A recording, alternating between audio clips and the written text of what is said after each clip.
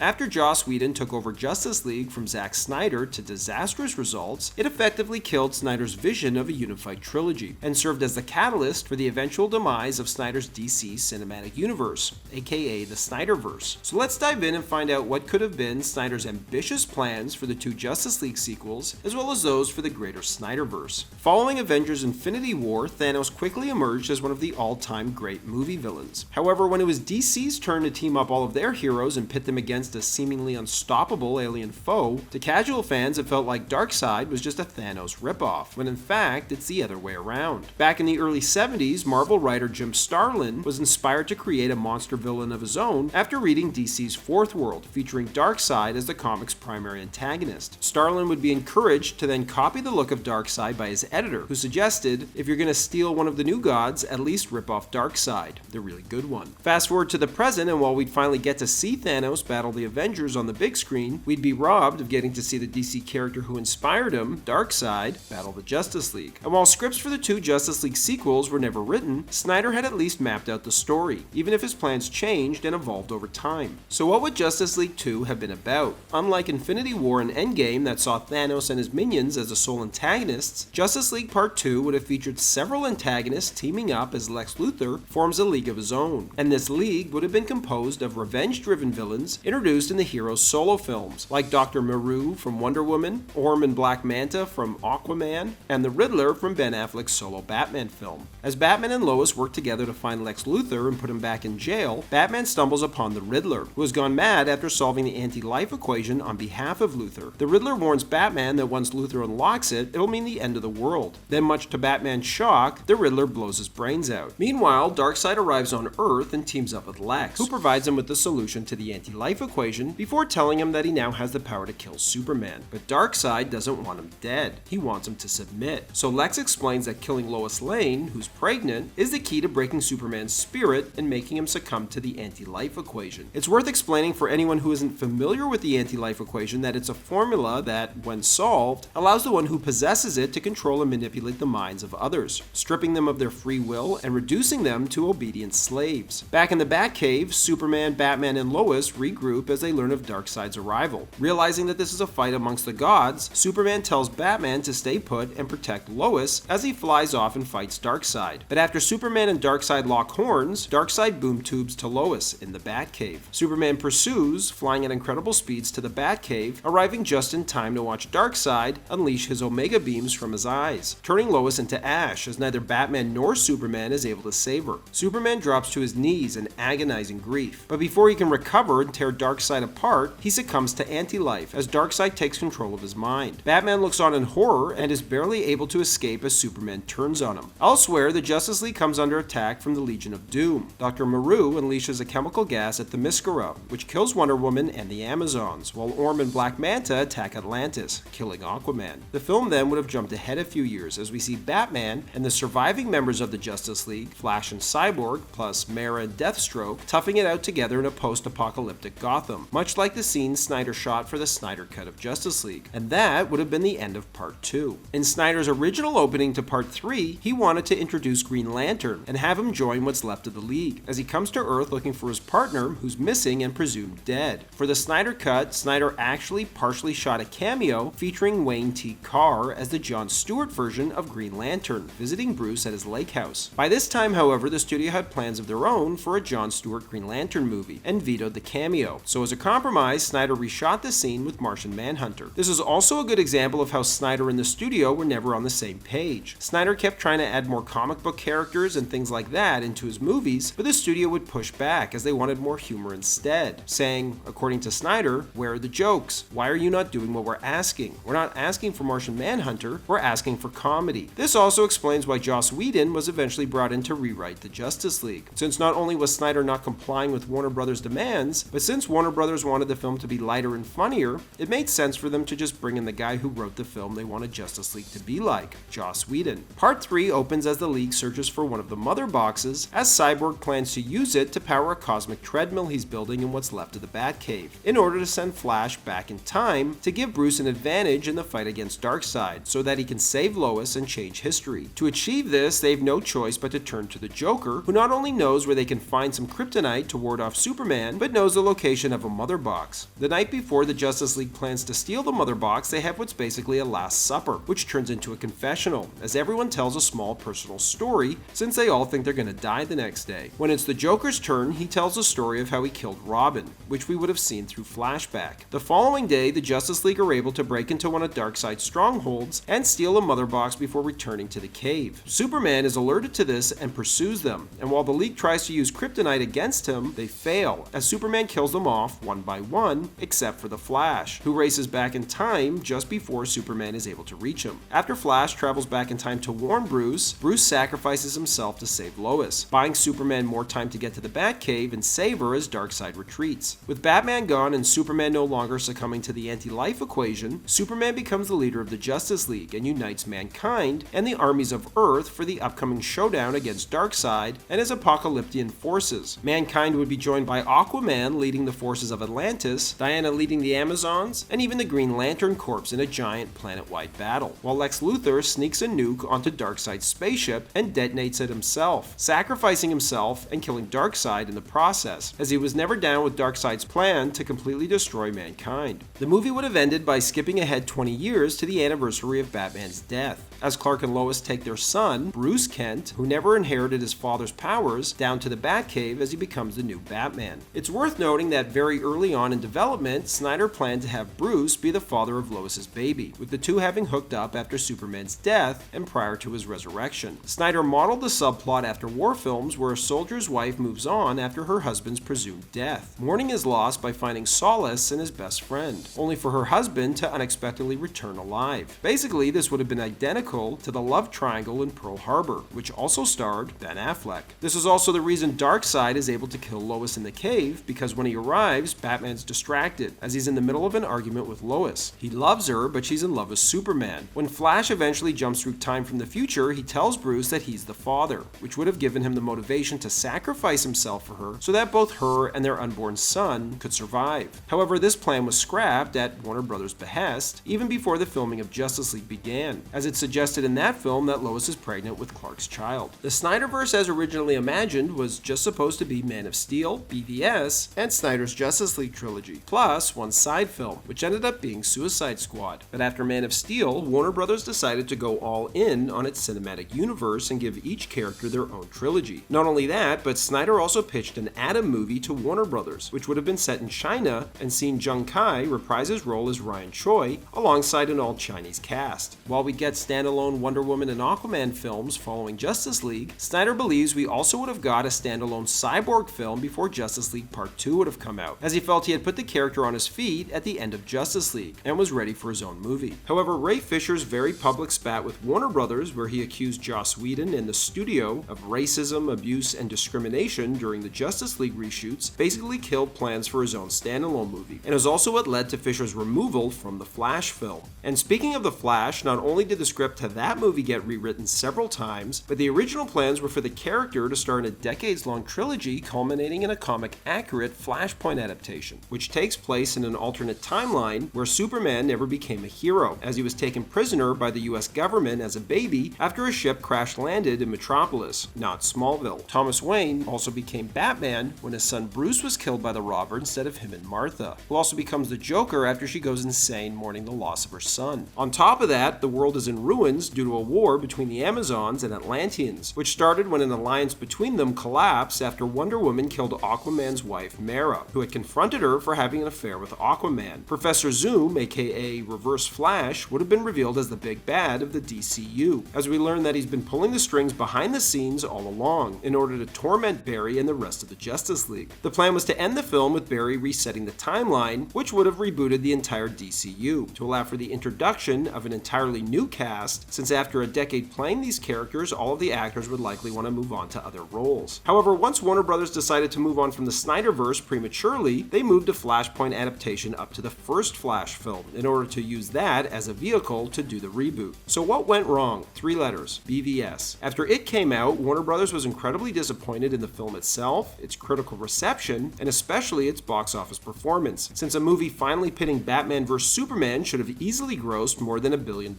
And when it didn't, and Warner Brothers saw that Justice League, which began shooting a month after BVS came out, was going to be more of the same, mandated that either DC DC Entertainment creative chief Jeff Johns or Warner Brothers co-production head John Berg had to be on set every day to babysit and ensure Snyder was making the film lighter and funnier as the studio requested. Allegedly, it was then Jeff Johns who recruited Joss Whedon to come aboard to do the rewrites, with the idea that Snyder would still direct those rewrites. Throughout all of this, Snyder remained positive, saying, "I thought maybe Whedon could write some cool scenes." However, Warner Brothers began giving Whedon more and more power as he began directing some of the scenes he rewrote himself. While all this was happening, Snyder's daughter tragically died. And as Snyder tried to juggle grieving her death and fighting Warner Brothers to maintain his vision of the film, he lost the will to fight them as he realized it was a losing battle, and so decided to step down. However, with Whedon assuming more and more control, reports suggested that Snyder was actually fired, or at least was about to be. Regardless, Snyder leaving the film spelled the end of his plans for his Justice League trilogy and greater cinematic universe, as Warner Brothers would take everything in a totally different direction from here on out. The Snyderverse remains incredibly divisive amongst fans, with most either loving it or hating it, which is why I hesitate to call it a missed opportunity, since I feel half the fans out there watching this video probably view its cancellation as a dodged bullet. Yet, regardless of your feelings towards the Snyderverse, I think most of us can at least agree that Henry Cavill probably got the shortest end of the stick here, as not only were plans for a proper Man of Steel sequel scrapped in favor of BVS and Justice League, but with the two Justice League sequels also scrapped, he was deprived of getting to have the biggest arc out of anyone in the DCU. Snyder would elaborate on this, saying, "I think traditionally, Superman is one of those characters that people don't see as changing a lot, and I just thought, how cool would it be to make our Superman the character that goes on the most incredible journey, going from this kind of berserker Superman under the spell of Darkseid to a benevolent Superman that's head of the Justice League and the armies of men." If you're interested in learning more about what Man of Steel 2 or Ben Affleck's solo Batman film would have been about, we already made videos on both of those, so to watch them, just wait for the links on the end screen, which is coming right up. Thanks for watching, everybody, and don't forget to like and subscribe to Bullets and Blockbusters for more great content.